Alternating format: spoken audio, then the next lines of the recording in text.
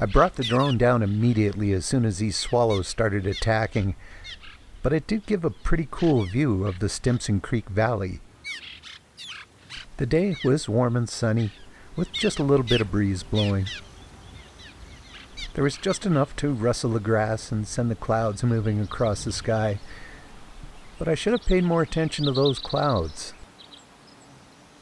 There was clearly lots of moisture in the air, moisture that the grasses and the flowers were just lapping up. The fireweed was blooming in among the aspens, and the meadows were just full of flowers. I caught this white-crowned sparrow having a bath. But as the morning wore on, the wind started to pick up a bit, and those clouds that I should have paid attention to were getting pretty big. Within about 20 minutes, this. The rain came sluicing straight down. It pounded hard on the foothills forest, soaking everything, even kind of knocking stuff down in places. But fortunately, it was fairly brief and pretty refreshing, although it made the aspens cry. And then, after a brief respite,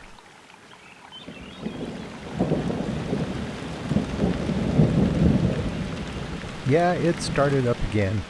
Not quite as heavy this time, and, well, you know, that's what happens when thunderstorms kind of twist around the mountaintops. But it did pass again, and the view looking back down the Johnson Creek Valley was spectacular. The storm had done something different on the other side of the mountains. It dropped a whole bunch of this little pea-sized hail. Not enough to really do any damage, but it sure lowered the temperature. This little junco didn't seem to mind, though. Back up at the summit, the warmer air from down the valley was rising and sending the remaining parts of the clouds scattering among the trees. And the light sifting through all that mist, beautiful. Along the spring creeks that flowed from the mountainside, cow parsnip and fireweed. Gorgeous blossoms on that stuff. And beard tongue among hundreds of other flowers. And in among those flowers, Columbia ground squirrels. Honestly, this is video, they just don't move. Okay, well, except for this one. I don't know what it was up to, but it really seemed to be enjoying rolling in the dust.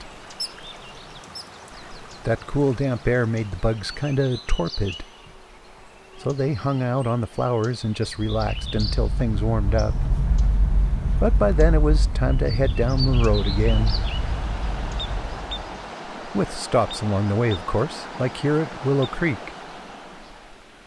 Buttercups and anemones. A little bufflehead on a beaver pond. And of course those gorgeous aspens. And then back out where I'd annoyed the swallows, white-tailed deer waving their tails goodbye.